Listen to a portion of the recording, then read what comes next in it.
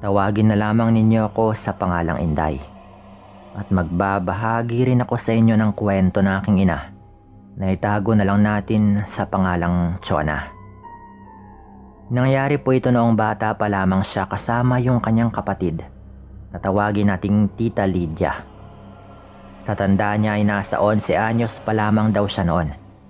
Samantalang 7 taong gulang naman si Tita. Pareho silang nakatira sa Sorsogon ng mga panahong yon. At dito nga nangyari yung ibabahagi kong kwento. Nang mga panahong yon, may kalibliban pa yung baryo. Kakaunti yung mga kabahayan at maging yung mga taong nakatira sa kanilang baryo. Wala ngang ibang kalapit bahay noon si nanay dahil may kalayuan nga yung agwat ng susunod na bahay mula sa kanila. Dahil nga roon, madalas na nakakalaro ni nanay itong tita ko, kaya't gano'n na lamang kalapit yung kanilang loob sa isa't isa. Tuwing gabi naman, maaga silang natutulog gayong wala rin silang ibang magawa dahil madilim nga yung paligid at tanging gasera lamang yung nagsisilbi nilang ilaw.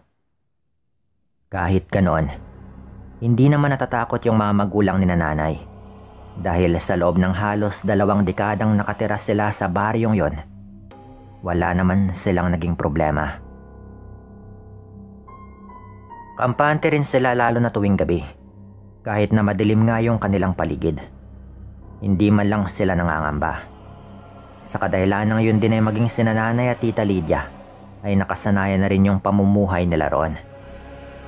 Gawa ng walang gaanong tao sa kanilang baryo, wala ring ibang magawa. Madalas ay kapag humantong na nga yung mga 7 ng gabi, ay tulog na rin si nanay at tita. Pinagsasabihan rin kasi sila ng kanilang mga magulang na matulog ng maaga at nang hindi sila antukin kinabukasan. Pero isang pagkakataon nga noon, kahit anong pilit ni nanay na makatulog, ay hindi niya magawa. Dahil hindi raw siya dinadalaw ng antok.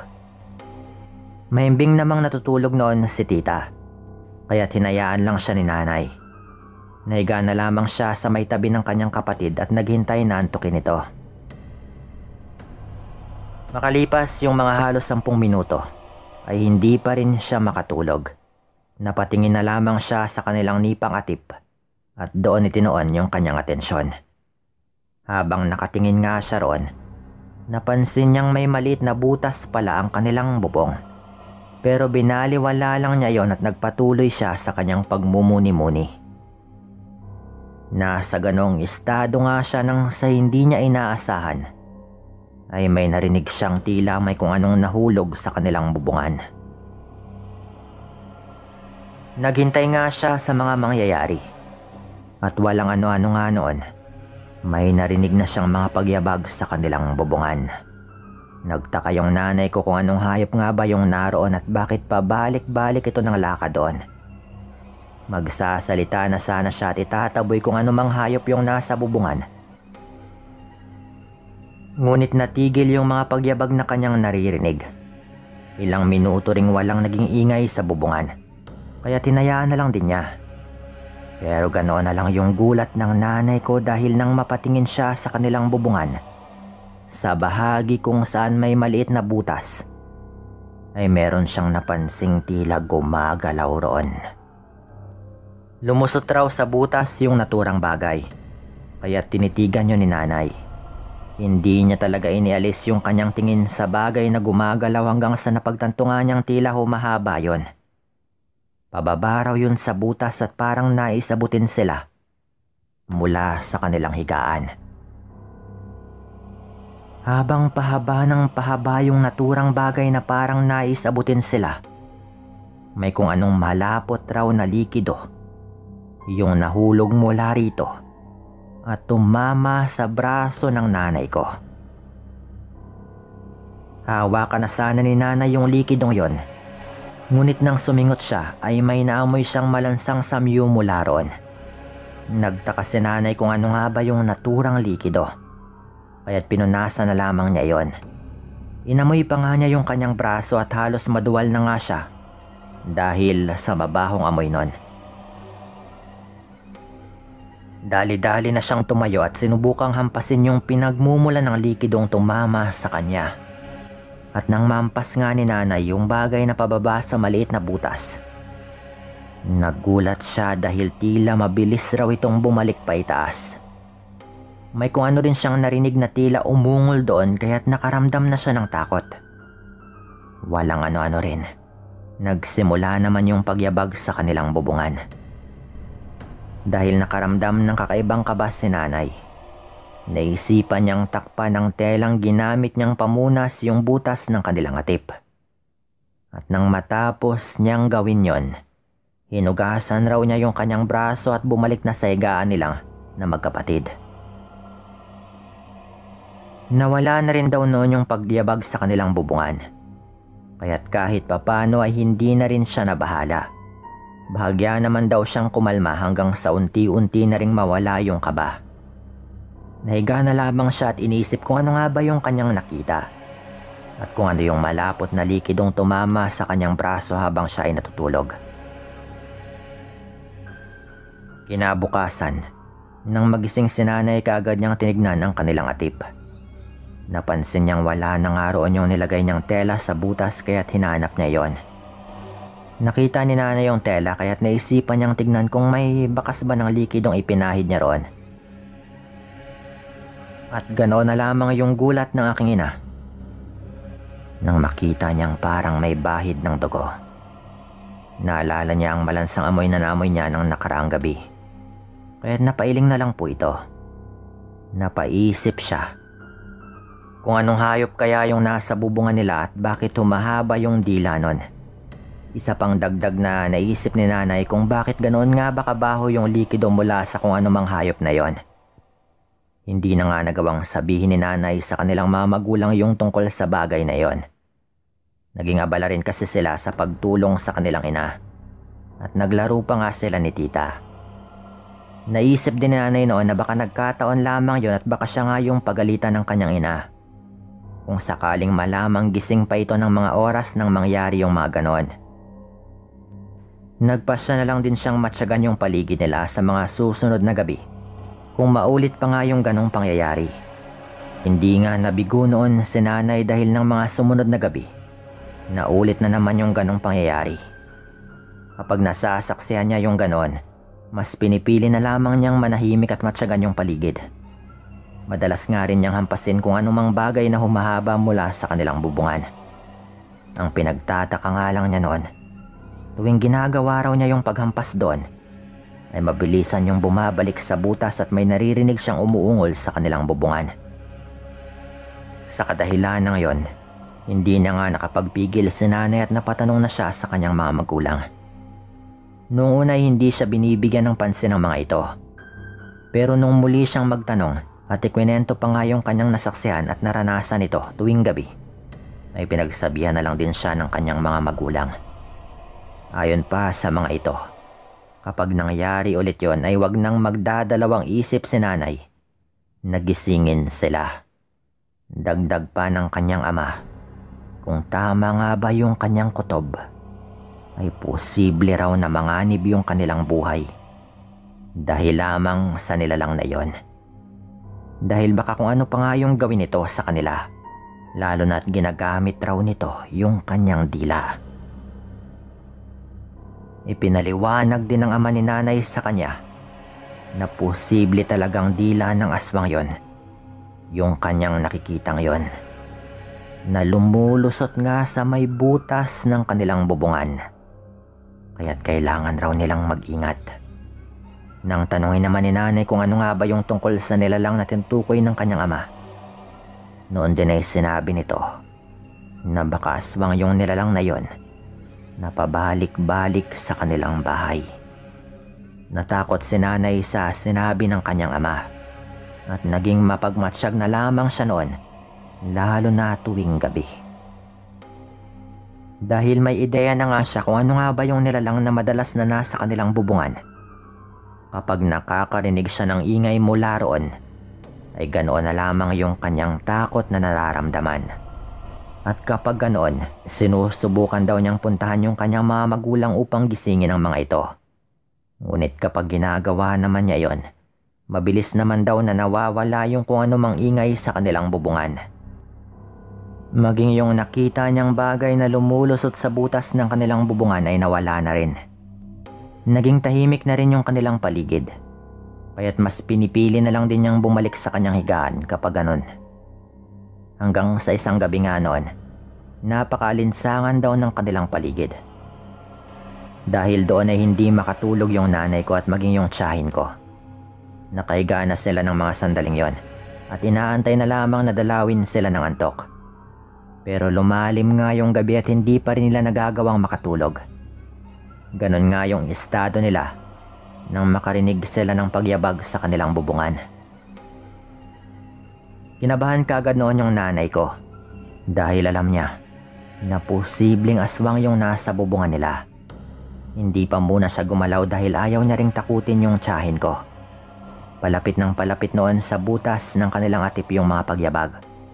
Kaya't bumangon na nga si nanay at saka pinagsabihan si tita na aalis muna siya upang puntahan at gisingin yung kanilang mga magulang.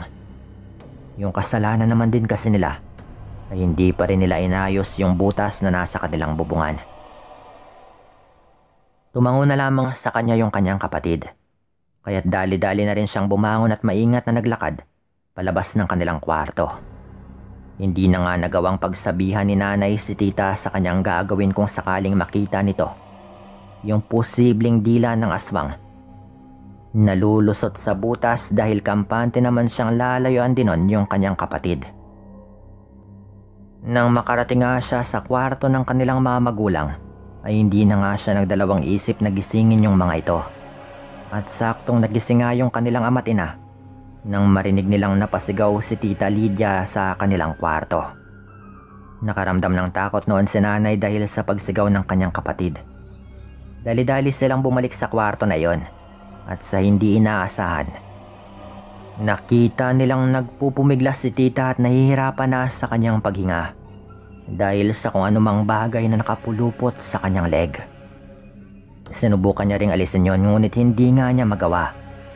Mabilis na kumuha ng itak yung ama ni nanay at ang kanyang ina naman ay nilapitan si tita at saka sinubukang tulungan.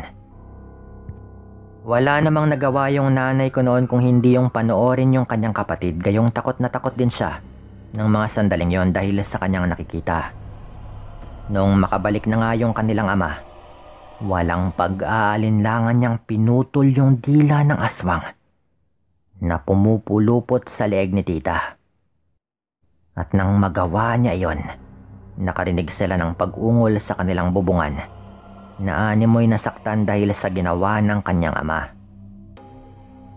Nawala naman noon ng malay si Tita Lydia habang hawak-hawak ng kanilang ina. Malakas ngang napamura yung ama ni nanay at tila hinamon yung aswang na nasa kanilang bubungan.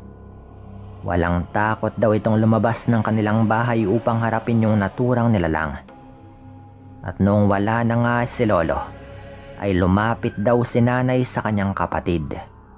Kitang-kita naman nila yung leeg nito na merong sugat na dumudugo na dahil sa higpit ng pagpulupot ng dila ng aswang dito. Noon din, umalingaw-ngaw daw yung malansang samyo ng likidong naiwan sa leeg ni tita at pinunasan nga nila ito agad. Pero kahit anong punas daw nila ay hindi daw mawala yung mabahong amoy na iyon. Nasa ganong sitwasyon nga sila nang may magkakasunod na mura silang narinig mula sa kanilang padre de pamilya. Dahil doon, naisipan ni nanay na silipin kung ano nga bang ginagawa ng kanyang ama sa may labas ng bahay. Ganon na lang yung gulat niya nang makita yung kanyang ama na animoy may tinataga ng paulit-ulit. At nung tignan niyo ni nanay, mas nagulanta nga siya nang makitang isa yung maitim na nilalang. Hindi man niya lubusang makita kung ano nga ba yun. Batid niyang aswang yung nilalang na pinagtataga ng kanyang ama. Inakala ni nanay na mapapatay ng tatay niya yung aswang na yon. Ngunit hindi nga nitong nagawa nang magkaroon ng pagkakataong makatakas yung nilalang. Nagawa kasing kalmutin ng nilalang yung dibdib ng kanyang ama at nagawa pa nitong itulak ito dahilan para matumba si Lolo sa lupa. Mabuti na nga lang at hindi na ito inatake pa ng aswang. At mas pinili na nga nitong tumakas. Napasigaw na lang si Lolo noon sa aswang na yon. At sinabihang wag na itong babalik pa dahil kapag ginawa pa niya yon, papatay na siya ni Lolo. Nung wala na nga yung nilalang ay pumasok na rin si Lolo sa kanilang bahay. Wala pa ring malay noon si tita habang ginagamot yung sugat na kanyang natamo sa kanyang leeg. Dahil nga sa dila ng aswang na pumupulupot dito. Maging yung ama ni nanay ay ginamot din yung kanyang ina. Dahil meron din daw itong sugat sa kanyang braso na nakuha niya nung tulungan nga niya yung tiyahin ko. Nang gabing yon, hindi sila gaanong nakatulog dahil panay daw yung pag-ungol ni tita. Gawa ng sugat nito. Kinabukasan ay mas pinili nilang dalhin sa manggagamot itong tiyahin ko upang masiguro yung kaligtasan nito. Binigyan naman daw sila ng gamot sa sugat nito. Naging maayos naman daw yung lahat. Pero dahil sa pangyayaring yon, ay naglagay na sila ng mga pangontra sa labas at loob ng kanilang bahay. Yung sugat rin na yon ay nag-iwan nga ng peklat sa leeg ng tiyahin ko. Yun yung bakas na naiwan sa kanya dahil sa mga nangyari ng gabing yon na maituturing naming muntik na ring kumuha sa kanyang buhay. Hanggang ngayon ay mabuti naman po yung lagay ng tita ko at may sarili na ring pamilya. Pero kapag nagkakasama po kaming magkakapamilya, madalas po naming mapagkwentuhan yung tungkol dito. Dito ko na rin po ito tatapusin at maraming salamat po sa inyong lahat.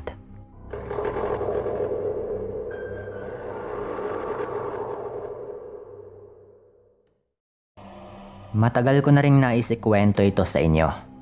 Bali itong aking kwento ay naging karanasan namin ng tatay ko. Nangyari ito noong ako ay binatilyo pa lamang. Tawagin na lang pala ninyo ako sa pangalang Dado. Ang naging karanasan kong ito ay nangyari noong nagpunta kami sa loob ng gubat. Kasama ko noon yung tatay Pedro ko nang maganap ito. Siya nga pala, nangyari ito sa isang liblib na baryo sa bahagi ng Bicol. Noong mga panahong yon, napapadalas yung aming pagpuputol ng mga puno na siyang ginagawa naming uling. Medyo hindi pa ganoon kauso yung uling noon, kaya mangilan-ngilan pa lamang yung gumagawa noon. At least sa aming lugar Dahil magkasama naman kaming dalawa, ay hindi kami takot sa kung anumang posibleng mangyari. Kakilala naman namin ang halos lahat sa aming mga nayon. At maging sa kabilang baryo, kaya hindi nga kami nabahala. Ngunit hindi namin aakalain na dahil sa aming pagiging kampante, ay lalo pa kaming magiging lapitin ng mga nilalang na hindi normal. Tandang-tanda ko pa noon na araw po yun ng Biyernes. Dahil medyo marami-rami pa nga ang mga sangang aming lilinisin at isasalansan para matuyo, napagpasya na nga naming magdala na lang ng flashlight at pagkain.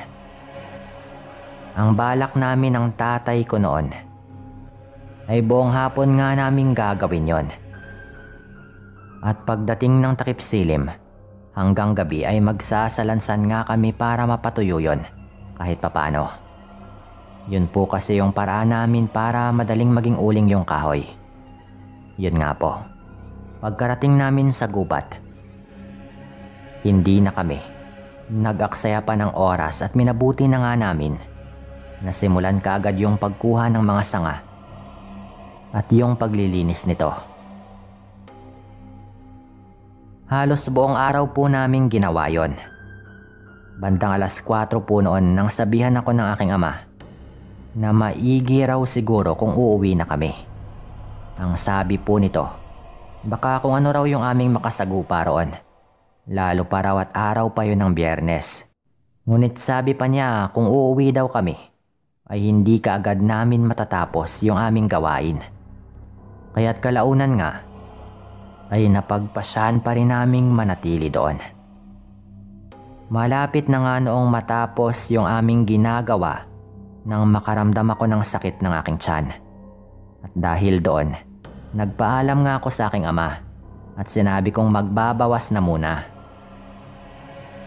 Napatango naman sa akin yung aking ama, kaya agad nga akong umalis para tumungo doon sa bahaging malayo sa aking ama. Nang alam kong hindi na nga nito ako makikita, doon ko na nga sinimulan yung aking misyon. Nasa kalagitnaan ako ng aking pagtugon sa tawag ng kalikasan nang may mapansin ako na parang maliliit na ugat na nagkalat sa lupa. Napatanong ako sa aking sarili kung ugat nga ba yun ng kung anumang halaman.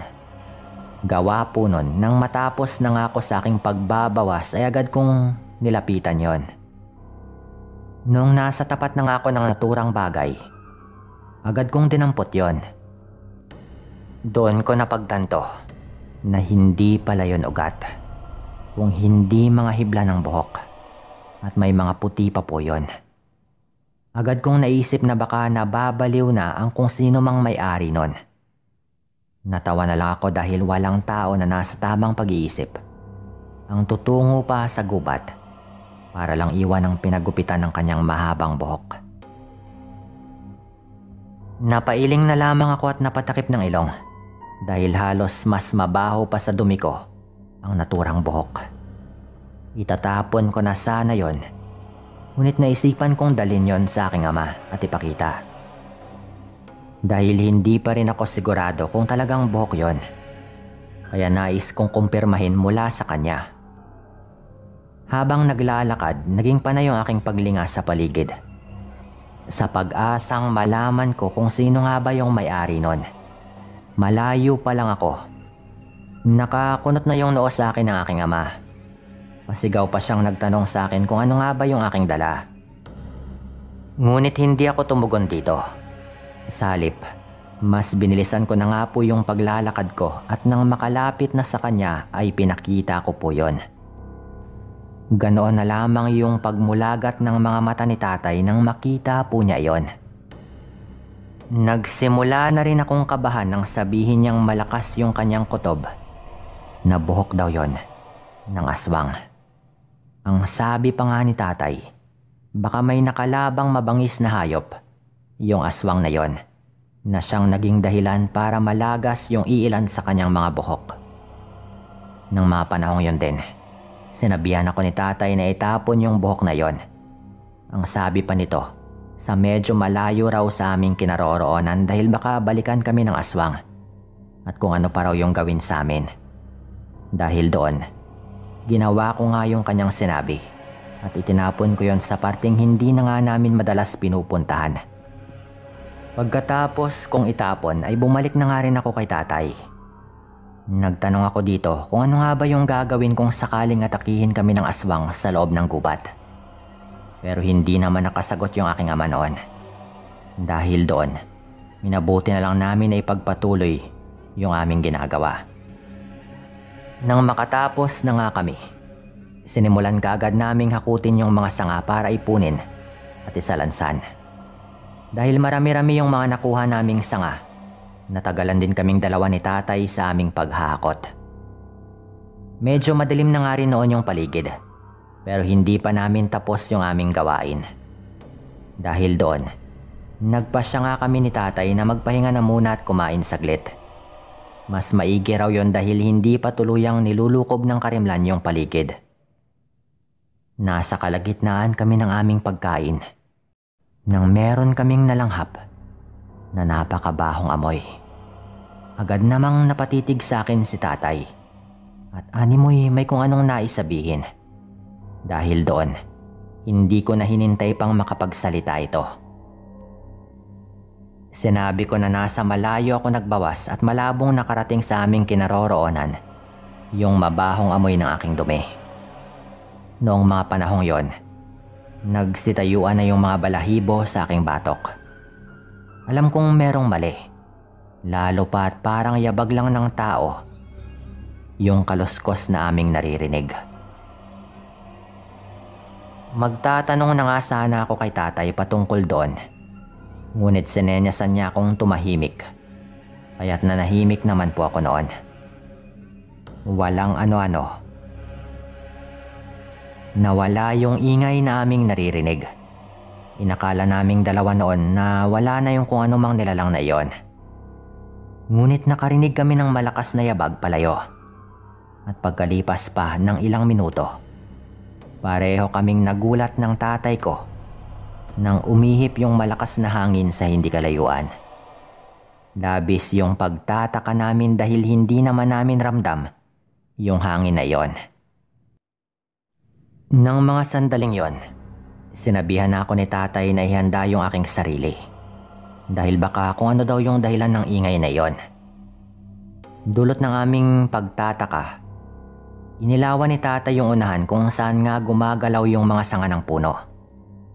Pagkatama ng liwanag sa kanyang debateryang flashlight sa ibabaw ng mga puno, ay pareho kaming napaatras. Halos hindi ko noon alam kung namamalikmata lang ba ako o hindi. Ngunit dahil nakikita rin po yun ng tatay ko, doon ko na nga napagtanto na totoo nga yung aking nakikita. Nung una ay hindi gaanong klaro yon. Ngunit habang patagal ng patagal yung pagtitig namin doon ko na rin nalaman na isang babae yung aming inilawan. Nakabuhaghag yung buhok nito na para bang nakatayo. Dahil nakatalikod po yun sa amin, hindi namin agad nakita yung kanyang mukha. Kahit nasa ganong sitwasyon po yun, nakaramdam pa rin ako ng grabing takot. Pabulong na sinabi ng tatay ko na aswang daw yung babaeng yon. Kaya kailangan na raw naming tumakbo bago pa man siya makalingon at makita kami. Tumango nga ako at tatakbo na sana nang biglang humarap yung aswang na yon sa amin. Nanatili po siyang nakaganon at gumagalaw po yung kanyang mga buhok. Kita namin noon yung mapupula nitong mga mata at ang kulubot ng mukha. Lalo pa akong natakot nang makita kong galit na galit yung kanyang mukha habang nakatitig sa amin. Walang ano-ano. Naging mabilis yung kanyang paggalaw at sinubukan niya kaming lapitan. Habang palapit na po ito ng palapit, nakita kong gumagalaw yung mahaba nitong buhok na animoy may sariling buhay. Dahil din sa malakas na hangin noon, doon ko nga nawari na magkatulad yung amoy ng buhok na nakuha ko at ang samyo ng buhok ng aswang na iyon. Habang nasa ganong sitwasyon, umangil yung nilalang at naghanda para atakihin kaming dalawa ng tatay ko. Dahil doon ay pasigaw ulit na napamura yung tatay ko. Sinabihan niya akong tumakbo na at pumasok na sa kawayanan. Pero dahil takot na rin ako ng mga panahong yon, agad nga akong tumakbo patungo doon sa sinasabi ng tatay ko. Nakasunod lang po ito sa akin at nang makarating na nga ako doon, sumuot ako sa bahagi kung saan merong mga tinik na mga kawayan. At talagang tiniis ko po yun kahit pa na merong mga tinik na makita. Nang mga panahong yon, napalingon ako kay tatay at halos mataranta na rin nang makitang hinahabol siya ng aswang. Sumigaw nga ako kay tatay at sinabihan siya na pumasok na rin sa kasukalan kung saan ako naroroon. Ngunit akmang lalapit na nga sana sa akin yung aking ama, bigla ang naging mabilis na ang paggalaw ng aswang at inatake po nito si tatay. Napanganga ako noon dahil hindi ko akalaing magagawa ng aswang yon. Patuloy na gumagalaw yung kanyang buhok noon at parang ninanais nitong puluputan yung tatay ko. Sigaw ako ng sigaw. Nang hindi man lang natitinag yung aswang, lalabas sana ako sa aking pinagtataguan para tulungan yung tatay ko. Ngunit sinenyasan niya akong huwag lalabas. Ayaw ko pa nga sanang sundin yon pero napansin ko na may kung ano siyang kinukuha sa kanyang bulsa. Nalaman ko na lamang na lighter pala yon nang magkaroon yun ng ningas. Agad na nasunog yung buhok ng aswang dahil sa apoy na mula sa lighter. Dahil sa ginawa ng tatay ko, umalis po yung aswang na yon sa ibabaw ng aking ama. Nagwala siya at dahil sa kanyang ginawa, mas naging mabilis po yung pagkalat ng apoy sa kanyang buhok. Nang mga panahong yon, tumayo na nga yung aking ama at hinugot niya ang kanyang itak. At nang makita niyang patuloy pa rin na nagwawala yung aswang, nilapitan niya ito at mabilis na tinaga. Tinamaan po yung nilalang sa kanyang kaliwang balikat. Kaya napalingon yon kay tatay. Atake sana yon sa aking ama, pero hindi siya binigyan ng pagkakataon ng tatay ko. Muli niya itong tinaga at natamaan ulit yon sa balikat. Pero sa pagkakataong yon, mas malapit na po yon sa may leeg ng aswang. At dahil sa ginawa ng tatay ko ay agad po yung natigilan. Kumakalat pa rin po yung apoy sa kanyang mahabang buhok, pati na rin sa ibang parte ng kanyang katawan. Lalo at malangis nga po yung kanyang balat. Kaya lalo po itong nagwala. Nakita ni tatay na wala sa kanyang focus yung aswang na yon. Kaya mabilis pa po niyang tinaga ulit yon at tinamaan niya po yung aswang sa may bandang leeg. Matapos yung gawin ni tatay, agad niyang itinulak yung nilalang na siyang naging dahilan ng pagkabuwal nito. Dahil marami nga yung mga tuyong dahon kung saan nabuwal yung nilalang. Agad na kumalat doon yung apoy. Gumulong yung aswang at sinubukan pa po nitong bumangon. Pero sa pagkakataong yon, ay doon na nga po siya napunta sa mga nakatumpok na tuyong sanga. Aalis sana yung aswang na yon, ngunit nilapitan siya kaagad ng aking ama. At pagkatapos ay tinulak pa po doon. Pagkabuwal nga ng aswang, paulit-ulit pa siyang tinaga ng tatay ko. Hanggang napasubsob na rin po yon sa lupa. Noong mga panahong yon, hindi na rin nakagalaw pa yung aswang.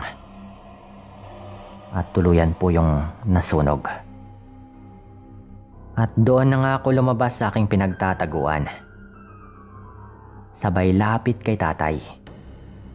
Pagkalapit ko, agad kong sinabi na marahil ay sa aswang din yung nakita kong buhok. Dahil nga sa nangyari, unti-unting kumalat yung apoy na yon.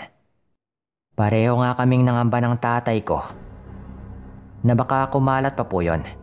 Kaya't pinagtulungan po naming kahigin ang mga tuyong dahon at ang sanga para doon na lang po sa bahaging yon manatili yung apoy. Nakita naming nasunog na nga po yung katawan ng aswang. At dahil sa nangyari, sa halip na manatili roon, ay nagpasya na nga kaming umuwi. Natakot kaming dalawa ng tatay ko na baka hindi lamang iisa yung aswang na gumagawi sa loob ng gubat. Nangamba kami na baka mas mabagsik pa yung iba pang makasagupa namin. Kaya't pagka-uwi nga namin, sinabi namin kaagad kay nanay yung mga nangyari. Maging si nanay ay natakot dahil baka raw gantihan pa kami ng ibang aswang. Pero sa kabutihang palad naman po, walang aswang na gumanti sa amin. Hindi na rin kami nagpapaabot ng gabi sa loob ng gubat. Pero yung hindi ko po malilimutan noon, nung binalikan po namin yung lugar kung saan po nasunog yung aswang. Wala na pong kahit ano doon. Imposible namang naging abo na lang po yun. Pero yung iniisip namin ay merong kumuha ng katawan nun. Hindi rin kumalat eh. Kaya't baka kakilala po ng aswang o kaya naman ay kauri. Gayunpaman, wala na rin pong pareho doon na aming naranasan. Maswerte naman po kami na yun na yung huli. Dito ko na rin po siguro tatapusin ito at maraming salamat po.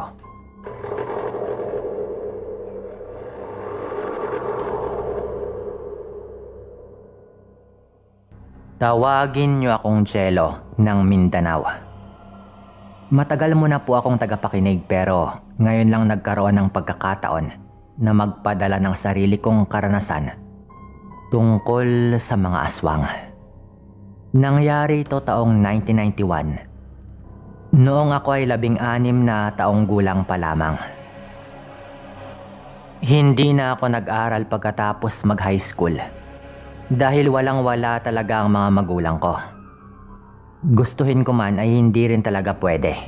Hindi kaya. Kailangan ko na rin kasing magtrabaho para sa amin. Matanda na yung mga magulang ko noon eh. Dahil ako yung bunso sa 5 magkakapatid. Ang mga ate at kuya ko ay may kanya-kanya na ring mga pamilya nang mangyari ito.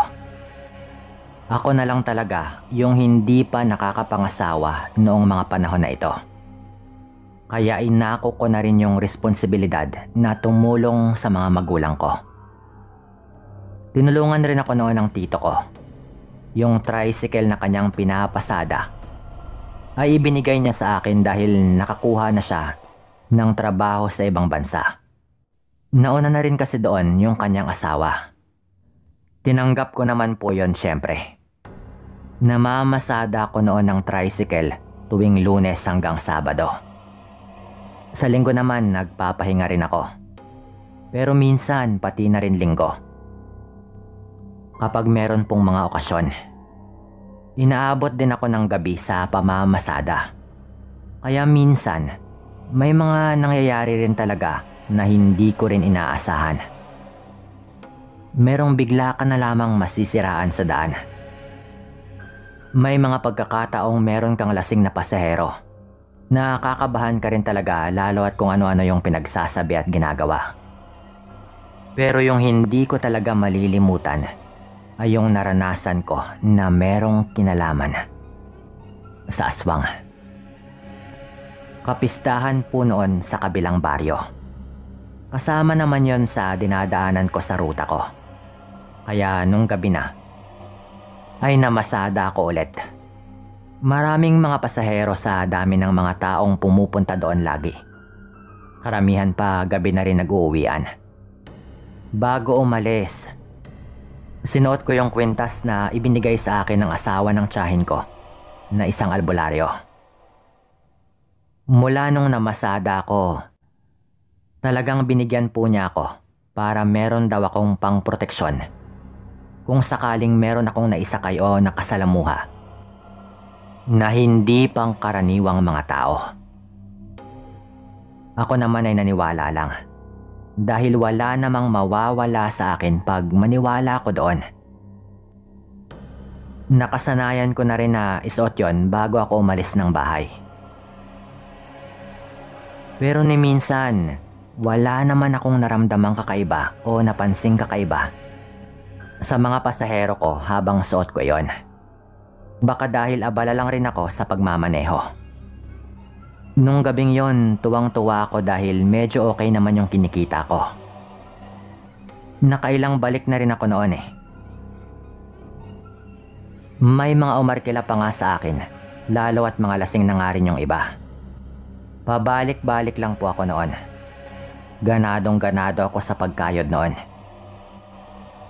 May pangbili na ako ng mga gamit sa bahay. Hanggang mga bandang 9 siguro ng gabi. Habang mahina lang yung patakbo ko.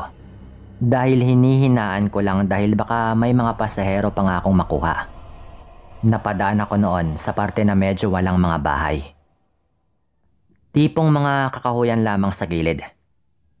Medyo bibilisan ko na sana dahil wala naman akong makuhang pasahero doon eh. Nung bigla akong makarinig ng sigaw. Napalingon ako pero wala naman. Parang boses ng mga babae. Nagtaka ako syempre, pero tinatanaw ko sa unahan ng kalsada at wala naman din akong nakikita. Hanggang sa mula sa kakahuyan ay merong lumabas na 2 babae. Mga bata pa po yon, parang mga kaedad ko lang din. Napapreno pa nga ako agad eh, dahil sa unahan ko lang talaga sila biglang lumabas. Umiiyak ang mga ito na parang natatakot at bigla itong pumara sa akin. Natataranta ang mga ito na animoy takot na takot. Palingon-lingon din sila doon sa kakahuyan na waring may kung anong humahabol sa kanila. Turo sila ng turo pero sa takot ay halos hindi rin sila makapagsalita ng maayos. Tinignan ko yung kanilang tinuturo at may nakita akong gumagalaw doon na kung ano. Pero hindi ko malinaw na nakita talaga kung ano nga ba iyon. Basta't parang may gumagalaw lang. Ano kaya yon? Pagtataka ko pa, lalo at talagang takot na takot ang dalawang babae. Pero agad naman din yung nawala na medyo inakala kong guni-guni ko lamang din. Napatakbo agad yung dalawang babae tapos agad na sumakay sa tricycle ko. Bilis po! Umalis na po tayo dito, dali! Magpapahatid po kami sa kakilala namin. May humahabol po sa aming aswang. Sambit agad nung isang babae na saglit akong natigilan sa mga narinig ko bago nakapagsalita. Ano? Hinahabol kayo? Ng aswang? Tanong ko sa pagkabigla ko. Sabay rin silang sumagot ng oo at sumigaw sila na umalis na raw kami at saka na lang daw nila ipapaliwanag. Kaya agad ko na ring pinaharurot yung tricycle. Merong ilaw noon sa loob ng tricycle ko kaya talagang nakikita ko yung mga pasahero ko. Nung tumatakbo na nga yung tricycle, napansin kong napakarumi ng dalawa. Nakapantalon sila pareho at nakabihis talaga pero may mga putik na yung pantalon nila, pati yung mismong mga damit. Na para bang humiga sila o natumba sa putikan. Ano bang nangyari sa inyo at napakarumi ninyo? Totoo ba talaga yung mga sinabi nyo kanina? Tanong ko pa sa kanila. Medyo malakas yung pagsasalita namin noon lalo at umaandar nga yung tricycle. Hanggang sa magkwento na nga yung isa sa mga babae at ganito nga raw yung nangyari. Tignan mo naman itong mga sitwasyon namin. Nakipista lang din kami dito sa bago naming kakilala. Pero nung pauwi kami, natagalan kaming sumakay kaya naglakad-lakad na lang kami. Doon na nga namin napansin na merong sumusunod sa amin. Lalaki. Lingon kami ng lingon tapos may taong nakasunod lang sa amin.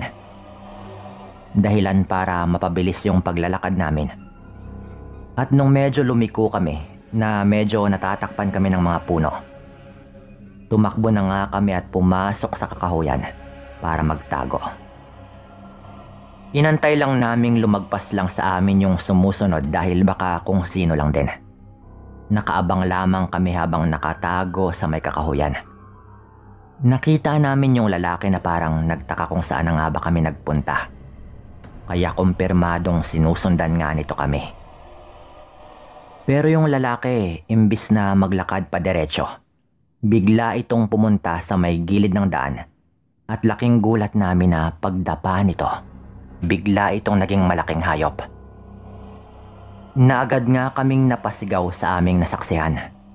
Doon na nga kami tumakbo papasok lalo sa may kakahuyan na hindi na rin namin alam kung saan kami papunta. Nagkanda tumba-tumba pa nga kami, kaya ganito yung mga itsura namin. Talagang naririnig rin namin na merong humahabol sa amin. Mabuti na lang at narinig namin yung tunog ng tricycle mo, kaya sinundan namin yon. At agad na nga kaming nakalabas sa may kakahuyan. Ganon yung nangyari. Kuwento pa ng babae na nanginginig pa nga yung kamay nito dahil sa takot.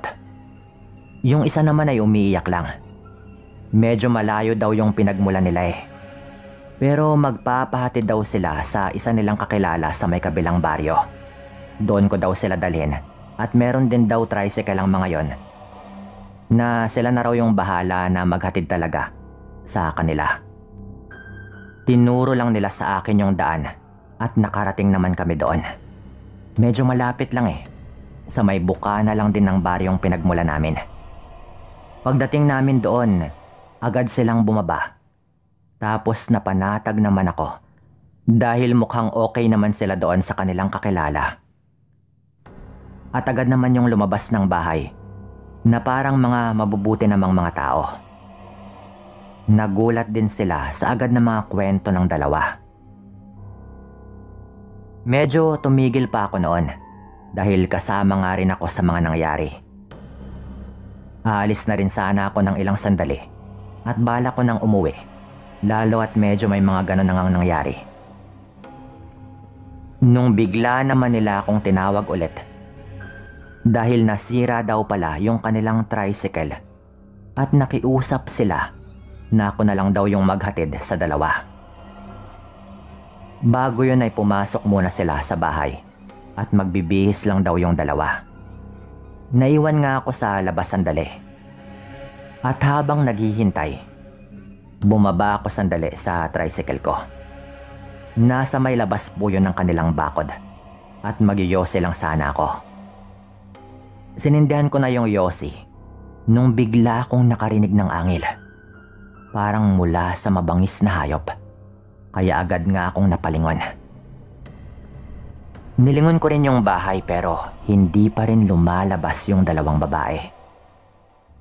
Pabalik na sana ako sa tricycle nung bigla na lang may hayop na lumabas at agad nga nito akong dinumog. Natumba ako agad sa may damuhan. Pero dahil may narinig na nga akong angil ay medyo naalerto na rin ako. Hinding-hindi ko makakalimutan na nahawakan ko din agad yung leeg ng hayop. Napaka-agresibo po kasi nun na parang gusto nun na sakmalin agad yung aking leeg. Kaya agad ko yung pinigilan. Ibang-iba po yung itsura ng hayop. Sigaw nga ako ng sigaw noon eh. Mukhang sinundan kami ng aswang na tinutukoy ng dalawang babae.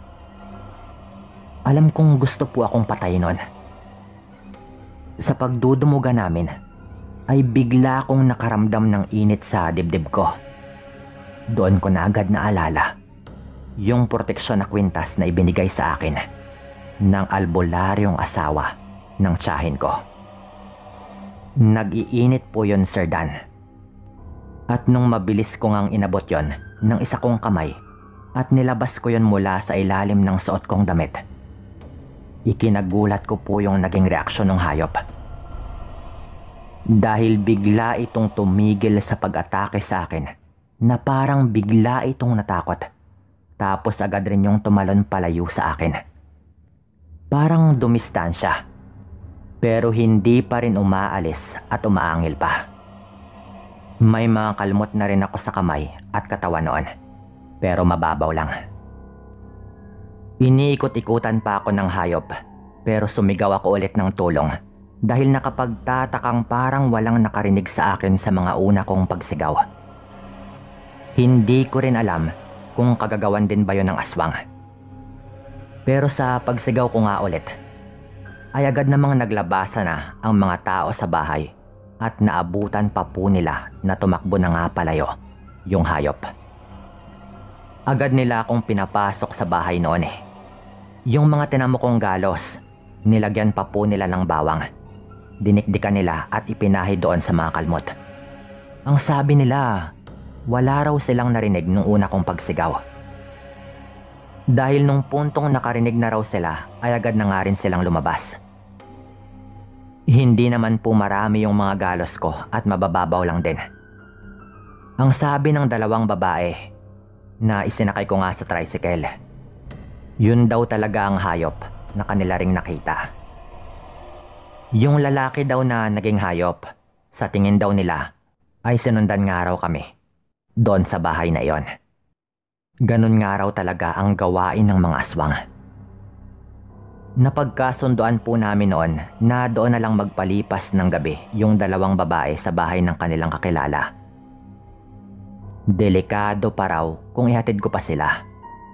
Pumayag na rin ako. Lalo at wala akong ibang gusto noon kundi makauwi na rin. Medyo hindi na rin ako ganun katakot. Lalo at alam kong totoo talagang gumagana ang proteksyon na ibinigay sa akin.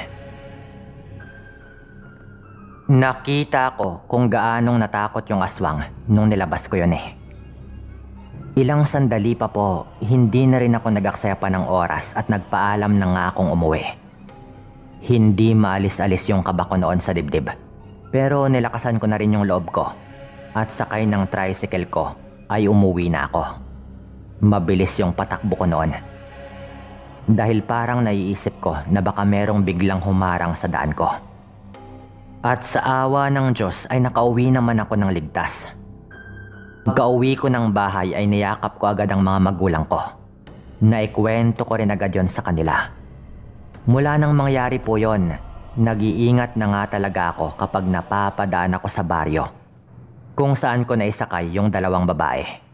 Yun na rin yung huling balita ko sa dalawa at hindi ko na sila nakita pang muli.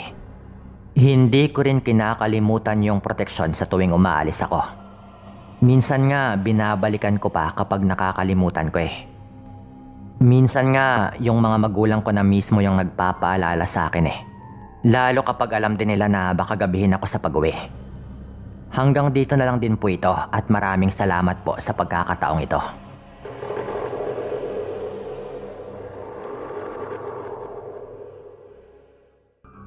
Tawagin po ninyo ako sa pangalang Angelo. Taga Iloilo po ako. At marami talagang taga dito na nakikinig sa inyo. Kaya asahan na po ninyo na lahat ng mga pangalan dito ay sinadya ko ng palitan. Nagsimula ang lahat isang gabi. Dahil isa po akong mangingisda. Madalas talaga ako sa laot. At madalas rin akong umalis ng gabi para ayusin yung bangka ko. Kapag po kasi hindi ko yon ginagamit, inaakyat ko po yung motorboat ko para hindi naman po mabilis masira. Bale, inaakyat ko lang sa balsa. Ito po yung inalis ko ng bahay ng gabing ito para ilagay na nga sa balsa yung aking bangka dahil hindi ako magpapalaot ng gabing yon. Medyo mahangin kasi noon, kaya medyo maalon rin. At makulimlim rin nga yung langit. Ilog lang naman itong lugar kung saan nakagarahe ang aking bangka, kaya madali lang naman siyang iakyat sa balsa. Maliit lang din na bangka ito, kaya kaya ko namang gawin ng mag-isa. Lumabas ako ng bahay mga 10 PM yata. Paglabas ko po, sumama sa akin ang aking alagang aso. Kahit saan kasi ako magpunta, talagang sumusunod sa akin itong alaga ko. Minsan sumasakay rin po sa bangka kapag nangingisda ako. Paglabas ko po ng bahay, diretso na ako doon sa may ilog. Mga nasa 10 minutong lakaran lang po yon mula sa bahay namin. Dadaan ako sa isang palaisdaan para makababa doon sa may dalampasigan.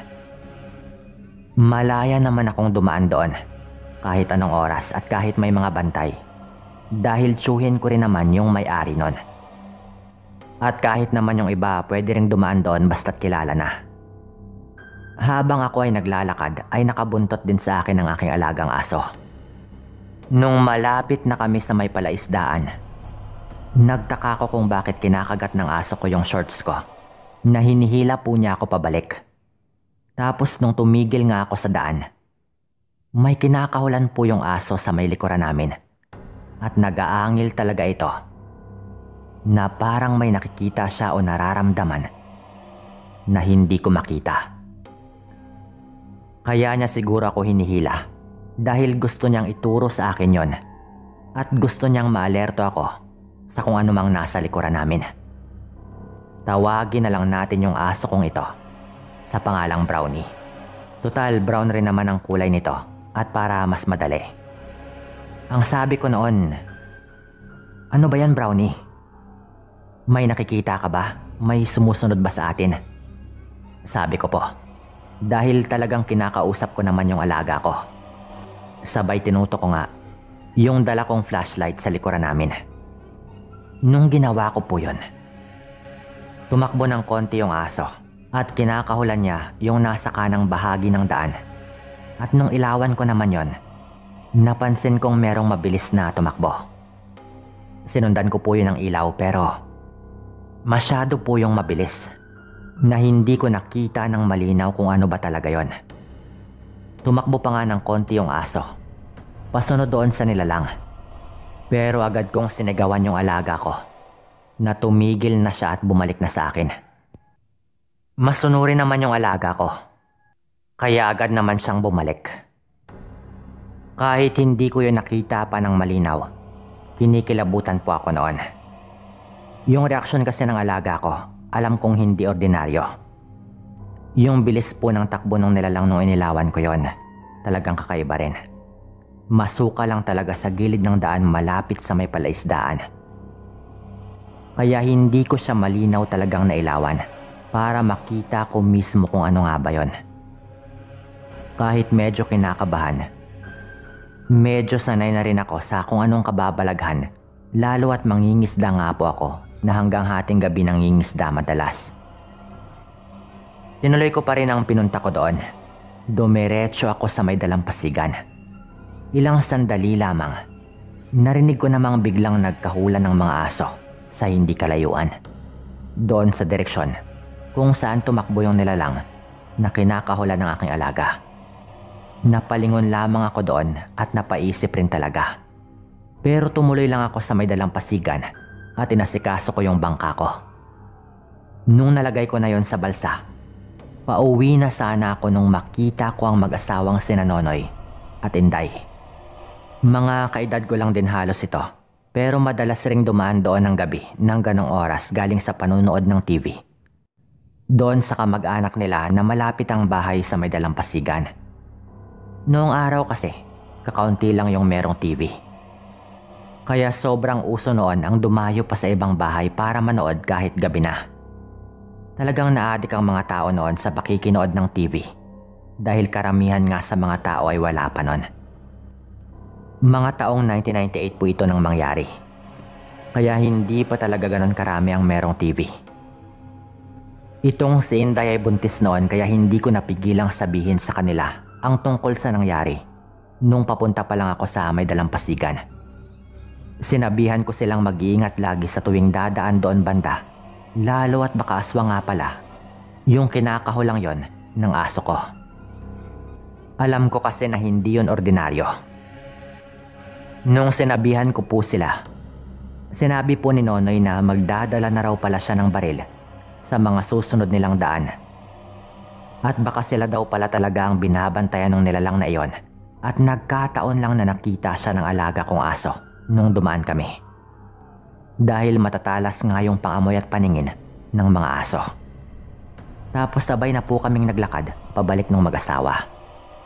Habang naglalakad kami, muli na naman pong nag-aangil yung aso ko doon banda.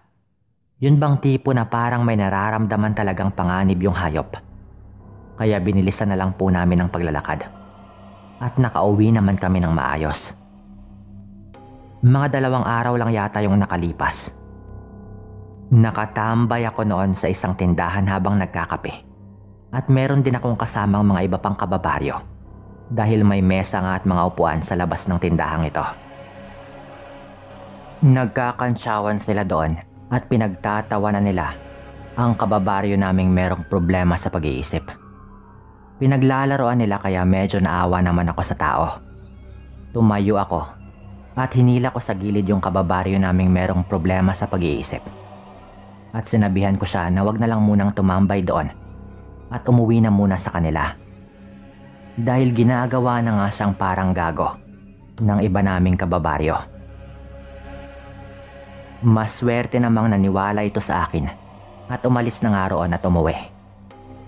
Tumigil lang sila sa kakatawa noon at nanahimik lang yung karamihan. Pero itong isa naming kababaryo na tawagin na lang nating Mang Reynaldo ay talagang nagalit po sa akin. Ang sabi nito, Yan yung problema sa'yo. Pakialamero ka. Pabida ka masyado na lahat na lang pinakikialaman mo. Kaya nagagalit na talaga ako sa'yo eh. Sabi po nito, na dinuro-duro pa nga po ako. Hindi ko maintindihan yung sinasabi niya noon, na parang meron itong ibang tinutumbok. Bukod pa doon sa nangyari na pinauwi ko lang naman, yung kababaryo naming merong problema sa pag-iisip dahil ginagawa na nga nila yung katuwaan. Naramdaman ko lang talaga noon na may iba pang pinaghuhugutan itong si Mang Reynaldo na hindi ko lang alam kung bakit. Niwala nga akong maalala na nag-usap, nagkasama o nagkaaway kami ng panahon na ito. Tapos bigla lamang niya akong sisigawan dahil lang doon. Napaisip ako noon, pero hindi na ako pumatol sa kanya, lalo at matanda na nga ito. Nung tumalikod na po ako, Sir Dan, sumisigaw pa rin po ito. "May araw ka rin sa akin, tandaan mo yan." Sabi po nito.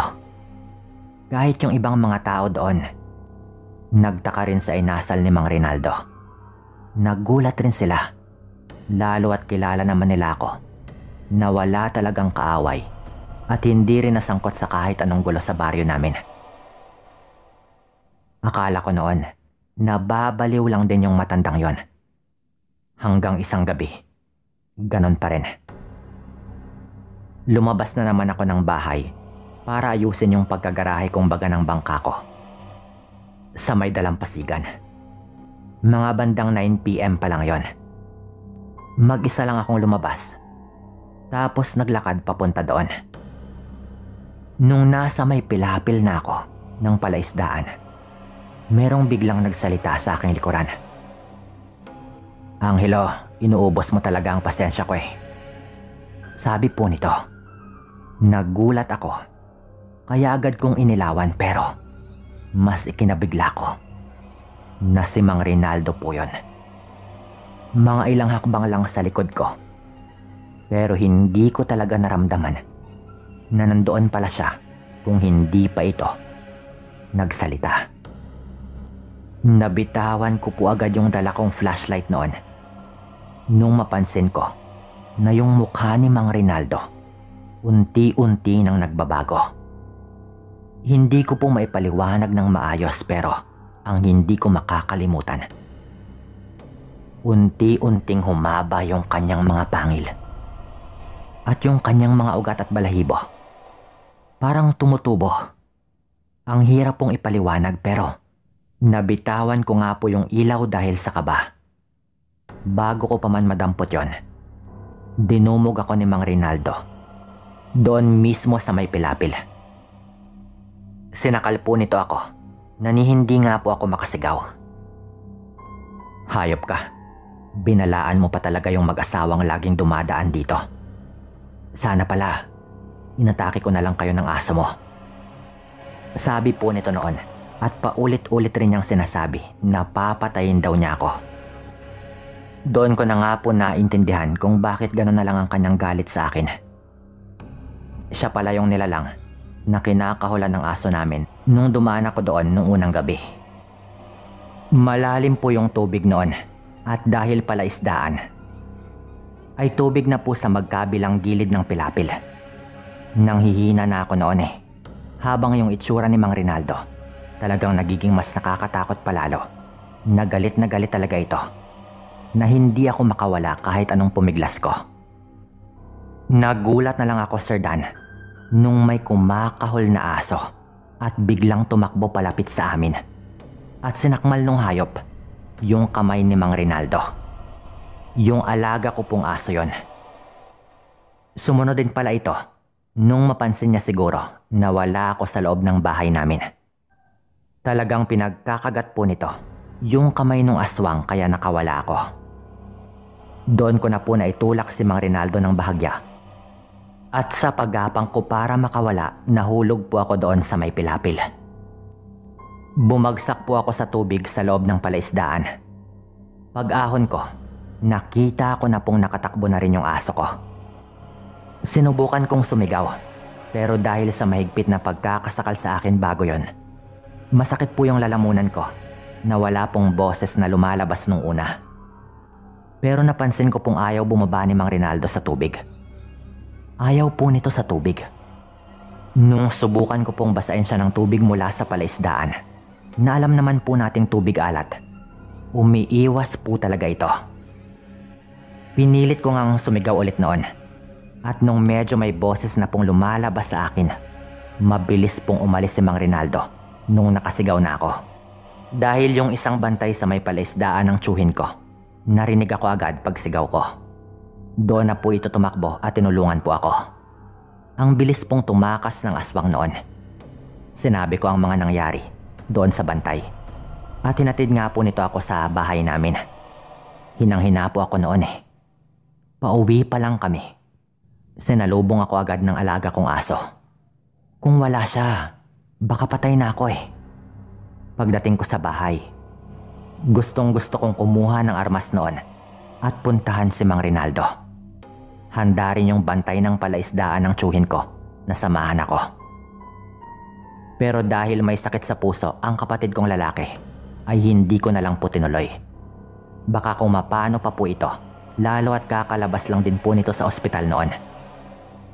Kinabukasan po, pinuntahan na nga namin ng tatay ko doon sa bahay nila Mang Rinaldo.